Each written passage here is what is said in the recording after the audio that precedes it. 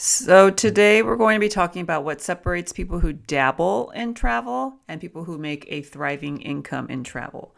And that is really the entrepreneurial mindset shift. So you have to think, what is that gap in your mind that's making you take that leap? And in episode 1, we talked about the leap, and we talked about that leap continuously in episode 2 also. So think about what are some of those gaps that you have, right? So the first thing is, am I still an employee? And you don't want to, when people first start in the travel industry and they're trying to get their book of business, they say yes to everything. And they become what we say an order taker, not an advisor or a counselor. Hi, everyone. Welcome back to Passport to Profit. My name is Jeanie Colclough. I'm the owner of Riveting Trips, and I'm here to help you grow your travel business. So today is episode 3 of our Passport to Profit podcast. And still getting used to all this. And today I really wanted to talk about the entrepreneurship mindset. So we're switching from being an employee and now we're switching to being our own boss and entrepreneur. So what does that all entail? Well, there's a lot, right? So I'm going to break it down in this particular episode.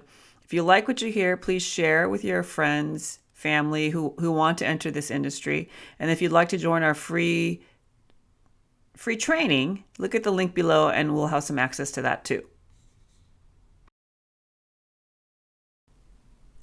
So today we're going to be talking about what separates people who dabble in travel and people who make a thriving income in travel. And that is really the entrepreneurial mindset shift.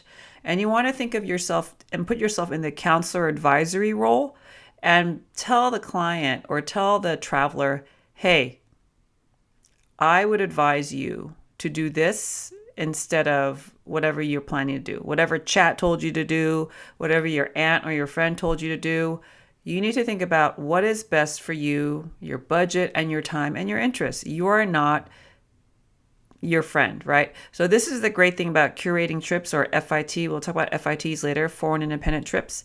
So essentially you need to move from an order taker to an advisor. So that means you don't have to wait for permission. You can charge planning fees, and we'll talk about planning fees in another episode. But really, the truth is that you need to take action, put your feet in the ground and be willing to say, hey, I'm going to do it my way, right? So entrepreneurs focus on hours, right? Employees think that they are just things of tasks. Entrepreneurs think about value and how do you contribute? And employees think about pleasing their boss, so that might be your client. And entrepreneurs are thinking, wow, how can I wow my client? So they come back and go, I hadn't actually considered this. They're thinking outside the box. So think about that. This doesn't happen overnight. It's some kind of internal and external validation that you need, right, to create for yourself or to work on and figure out what makes you feel validated? How do you feel validated? And to be quite honest, it's just practice, right? The more itineraries, the more clients you help, the better you get at things and the quicker you are also.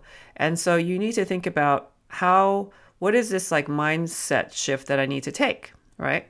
So how do entrepreneurs think differently? There are a couple of ways, 5 mindset shifts that I would take. So the first one is that you think of yourself not as a worker, we just talked about this, but as a visionary. How do you help your clients envision their trips? So they might come to you after they talk to you in their call and they say, hey, I think I want to do XYZ, right? I want to do that. And you think, no, that's not doable. And you have to approach it nicely. Obviously, you can't tell them no all the way, but you say within the confines or the restrictions that you give me about your time, your budget, I believe that XYZ is actually a preferred method to your proposed itinerary and budget, right? Because I am the expert. Just like you go to the dentist, right? I'm not equating travel agents to dentists, but I'm saying you go to a dentist, you don't fix your own teeth, right? The hairstylist, right? You don't go and cut your own hair unless you were a great hairstylist, but I would not cut my own hair, right? So you pay an expert for that time. And that's what you need to be paid time for your expertise, right? So you need to think in terms of the vision of your business, if we think on a macro level, where is my business going, right? Who do I want to serve? Who's going to be my target niche audience? You cannot serve everybody, right? I do not sell certain kinds of travel because A, I don't enjoy them myself, so it's really hard for me to sell it. And B, it's authentic. Be authentic to who you are and what kind of travel you want to sell. And think about, where do you envision your business in 3 to 5 years? So as a former teacher, I always like backwards mapping. Think about how you would backwards map your goal, right? In 5 years, I want to make a profit of $100,000. Well, in order to make $100,000 in profit, you need to sell about $1 million in travel in gross sales. So work backwards. If you're going to sell $1 million, what does that mean? Does that mean 3 or 4 really big groups, right? Does that mean 100 FITs? I mean, there are different ways of getting about and attaining that 1 million in sales. So you need to think about what is scalable for you as a solopreneur.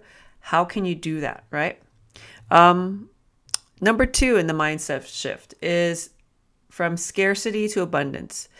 So when people join and they ask me questions like, there's way too many travel agents out there, or there's too many travel advisors. And I said, yes, there are. There are about 60,000 plus or 80,000 plus and growing.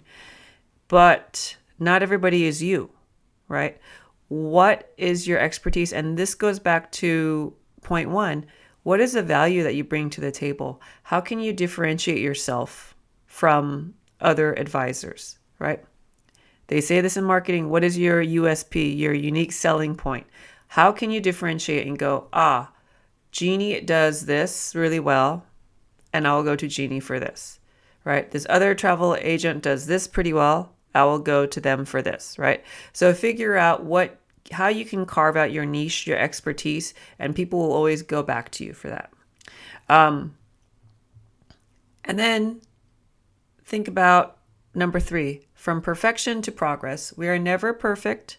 I know people are perfectionists out there and they're going to say, hey, I don't want to do this. I don't want to do that. It's not going to be ready. The itinerary is not perfect. You know what? Unless you make any kind of movement, it will not be ready for you to go. You will not ever be ready.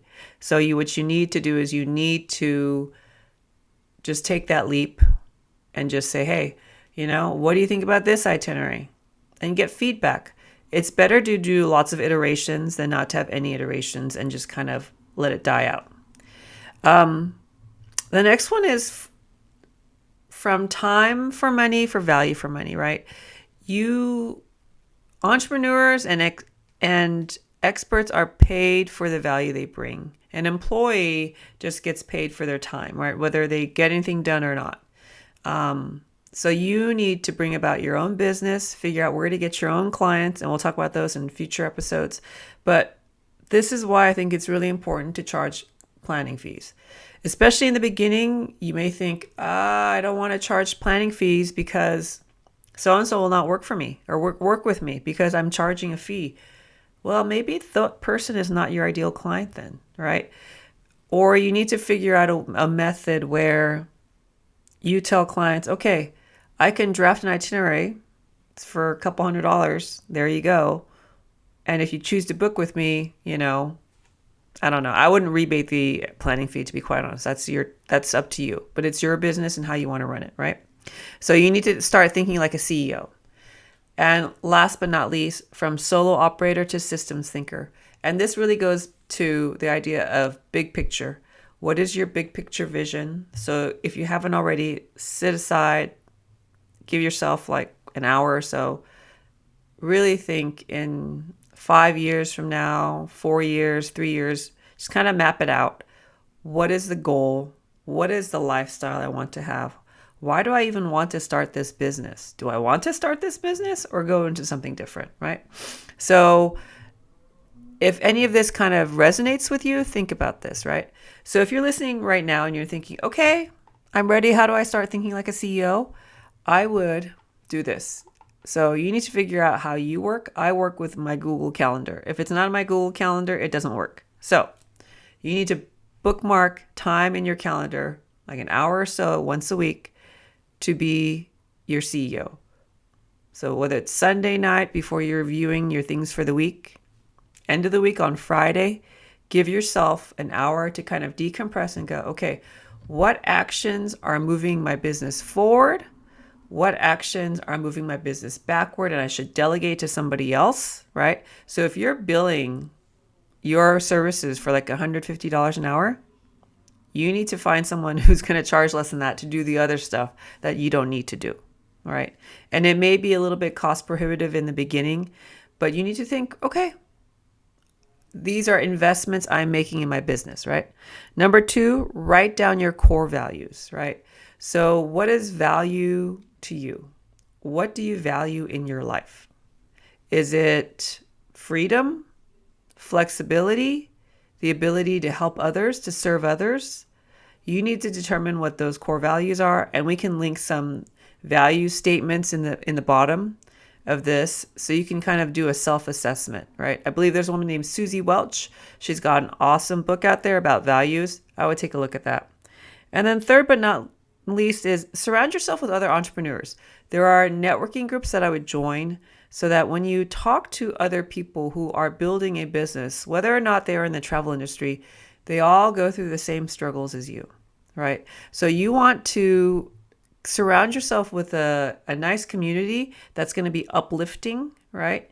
And if you find us uplifting and you want to join us, reach out below, right? We're always looking for new agents, new advisors, and experienced ones too, who want to work with a more intimate and niche community, right? So if you liked what you listened to, subscribe below, share with a friend, and I look forward to talking to you soon. Ciao, ciao for now.